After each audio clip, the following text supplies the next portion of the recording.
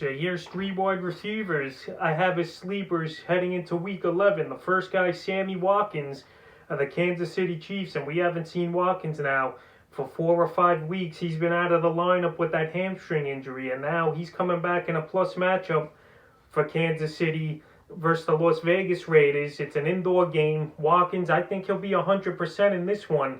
They gave him the extra week of rest with the bye week in week 10.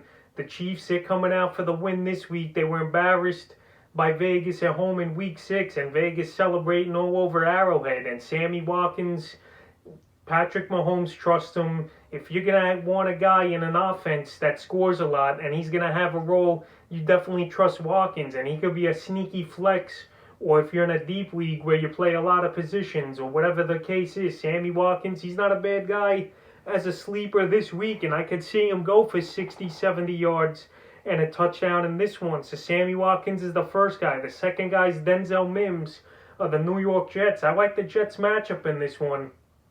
Joe Flacco, he's a seasoned quarterback. He's a veteran.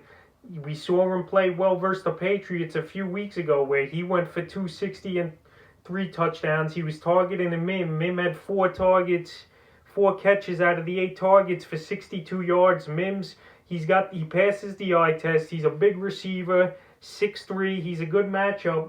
Corners are going to have trouble with him. So I think Denzel Mims, he could be a sneaky play this week, and it wouldn't surprise me if he gets anywhere from 80 to 100 yards. This guy's athletic. He's a burner, and he's a young rookie. And if the Jets are trailing, you know they're going to have to pass the ball a whole lot of times in this one. And the next guy is Josh Reynolds of the Los Angeles Rams. We've seen him have double-digit fantasy points now. 3 out of his last 4 games. Reynolds, the third receiver on the Rams. All the attention going on Cooper Kupp and Robert Woods. And I think this week versus Tampa Bay, Reynolds, he could be a sneaky play in there. It wouldn't surprise me to see him get 4 or 5 catches for 40, 50 yards. And I know that's only 8 or 9 points in fantasy leagues, but these guys are sleepers for a reason. These guys I'm projecting to maybe have an explosive game out of nowhere like I did with Nyheim Hines last week. So Josh Reynolds, he was a pickup this week in most leagues. He went up a few percent points. But yeah, he's the third receiver on Los Angeles. It's tough to trust him each and every week is Reynolds.